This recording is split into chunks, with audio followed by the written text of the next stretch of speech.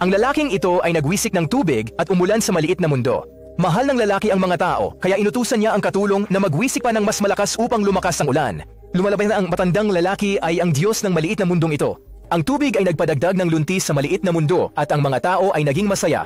Ayaw ng matandang lalaki na maging masaya sila, kaya pinalabas ng kanyang katulong ang isang salot sa mga maliit na tao. Agad na nahawa ang buong tribo ng salot. Akala nila nagalit ang Diyos sa kanila, kaya nagsimula silang sumayaw upang mapasaya ang kanilang Panginoon. Tinanggap ng matanda ang kanilang mga dasal at iniligtas ang kanilang buhay. Pagkalipas ng panahon, natuklasan ng mga tao ang apoy sa unang pagkakataon. Tumalon ang mga tao sa damuhan sa tuwa, ngunit hindi ito nagustuhan ng matanda.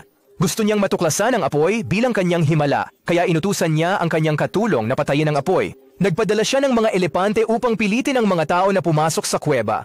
Nagsawa na ang matandang lalaki sa panunood sa mga maliit na tao at nagdesisyon na magpahinga. Ngunit nang magising siya, ika-21 siglo na sa maliit na mundo.